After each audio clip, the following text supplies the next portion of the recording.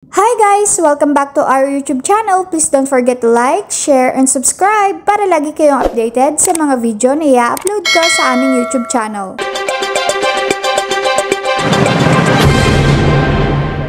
At bahagi rin po, Doc Jean, ng inyong mga ginagawa dito sa NCSC. Ito, ma'am, nagpapatuloy po at lumalago pa itong pagtatayo natin ng Senior Citizen Community Care Centers. Totoo yan, Arwel, no? Mula nung tayo ay naupo bilang isang commissioner, nakita natin na kailangan nating gumawa ng paraan kung saan una, meron ng batas at pwede nating sabayan yung batas na yan upang hindi na tayo magkahirapan pa.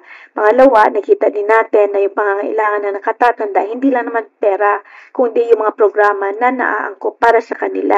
At pangatlo, gusto nating iparamdam sa ating mga nakatatanda na sila po ay mahal ng ating pamahalaan. So nakita natin na meron namang existing na batas, RA 7876, ito ang Creation of Senior Citizen Center Act, yung sinasabi nila, na bawat munisipyo, mga syudad at mga gobyerno na meron tayo o mga towns and cities ay dapat maglagay ng isang sentro para sa nakatatanda. Ang nakakalungkot lang, kahit na may batas na yan, hindi naman na-implement fully. Una. Pangalawa, kung meron mang infrastruktura, kulang ang kanilang mga programa para sa ating nakatatanda. So, ang ginagawa ng NCSC is to collaborate and to coordinate with the various national government agencies para dito. Parang ang programa nila for the older persons doon lang sa isang lugar.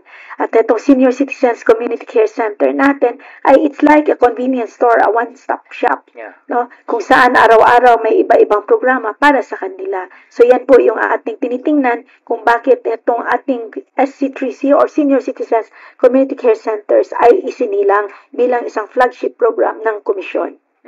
Thanks for watching! Please don't forget to like, share, and subscribe!